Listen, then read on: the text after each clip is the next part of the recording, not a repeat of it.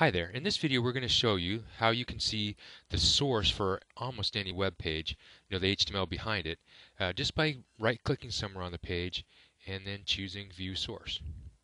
And this then opens up the source we can come in here and edit it. So this is useful if, well, I use this a lot with my customers that I build web pages for. I say, why don't you go and find 4 or 5 web pages that you like, and then when I come and meet with you, you can show those to me and show me what you like about them. So, do you like the colors that they choose or the layout or whatever it is that's going on with that particular web page? And we can take a look at it, and then I can see what's going on. So that works out well. And then what I can use the view source for then is if there's something cool going on that I really don't understand, well, I can click on view source and then scroll down here and see, oh, well, how did they do that? So it's a good learning tool, and it allows you to see things. So there's a couple things that may not work on this view source for you.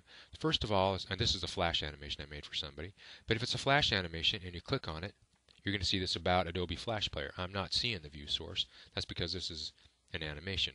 Or sometimes in some browsers, if you click on pictures, you won't see the view source. You don't see it here. I see this save picture. So you have to click on something that's not a picture and not an animation. If you see something like that, then just click somewhere else on the page. Every once in a while, you'll find a page that's nothing but one big giant picture or one giant animation. You'll have to do something else to see the source, and we'll show you a couple ways. In fact, let's just look at that right now. You can go up to the View menu and say View Source from here.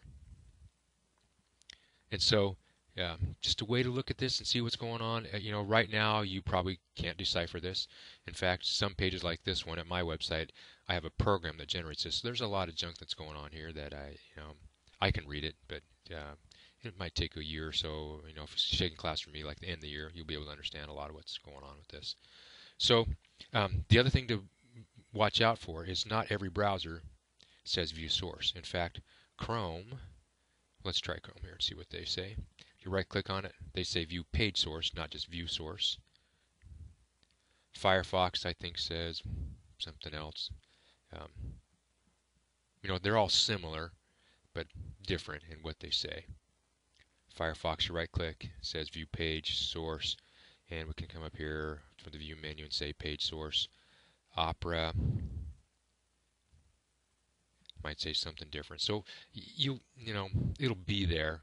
It's just not it's not always identical. So Opera just says source here, and then the View menu they say View, and then you actually have to go to Developer Tools, and then say Source, and it'll show you. Let me get rid of this. Sorry. They want to install a new version of Opera. Okay, so that's it. That's how to view source on any web page. And so any web page you see out there on the internet, let's do one more. Let's go to Google. I'm not going to do this on Google. I'm not going to look at their code and see what they're doing. It's actually very complicated.